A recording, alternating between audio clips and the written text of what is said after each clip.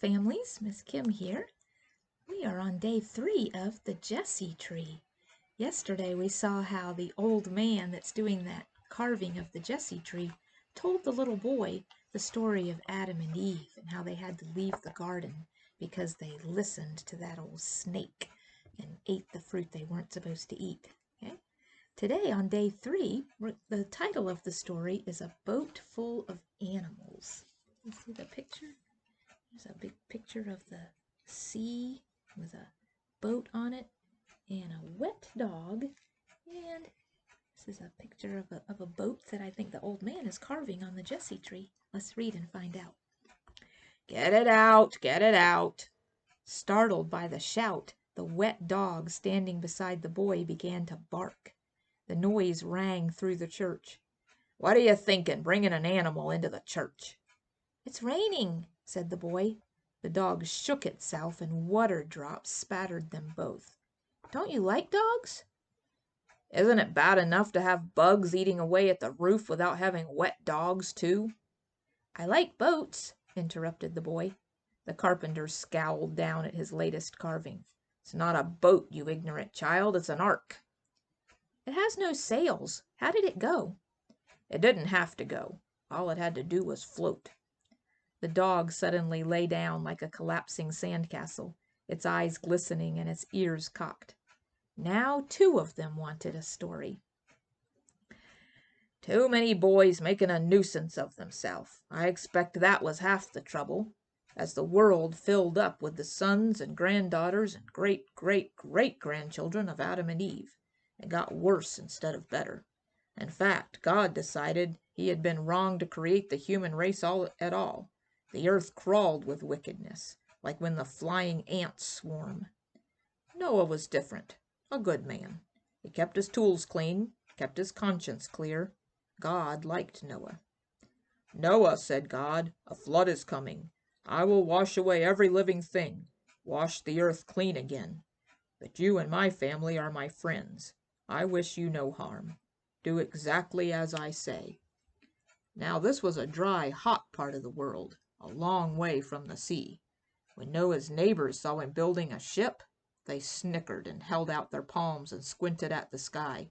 What's the ship for, Noah? Expecting rain? He, he, he.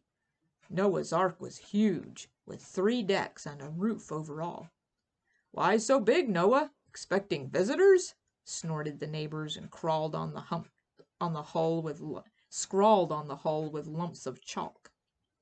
Then the animals started to come, lions and lynxes and leopards. The neighbors stayed away after that. There were warm-blooded and cold-skinned beasts, furry and feathered, smooth and scaly. There were crawlers and leapers, grazers and scavengers, wild and tame. There were creatures with names, and one so odd that only God knew what they were called. Inside the ark they shifted, whined, and gibbered. There were males and there were females, one of each. There were butterflies and even birds. Why birds, God? Wondered Noah. Surely birds can fly into the treetops when the flood comes. But when the flood came, there were no treetops.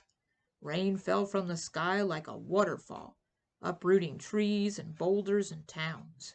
Noah's wife and family went aboard the ark and shut the doors.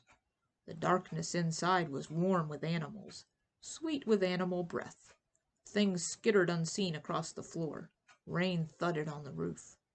The neighbors beat on the hull. Let us in. The rivers filled, burst, joined. The distant sea came ashore. The ark grated, rolled, pitched, spun, and was washed away like a coconut carried out to sea. Inside the ark, the animals blinked at Noah. The drumming of the rain wiped out every other sound. The tarry planks kept out the daylight. Aboard the ark, day and night were the same color. The animals slept and woke. The smell was soon as thick as mud. Only after 40 days and 40 nights did the rain stop. But when Noah lifted off the hatches, he saw only sun and sky and water. There were no treetops, not even any mountain tops. Litter floated by, a shoe, a basket, a wooden spoon. The wet ark steamed. The water dimpled, bubbles rose.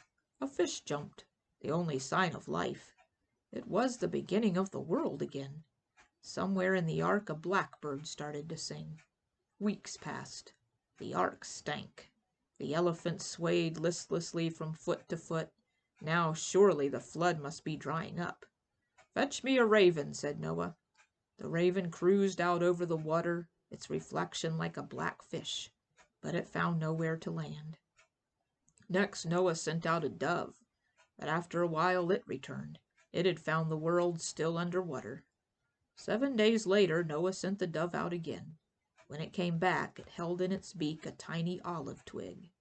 Somewhere an olive tree must be poking its branches through the shining water. Next time Noah loosed the dove, it did not come back at all. With a grinding shudder, the ark ran aground on a mountain top. The animals growled and bellowed, squealed and chattered and spat. Noah's daughter-in-law stroked her round stomach. Her baby would, after all, be born on dry land.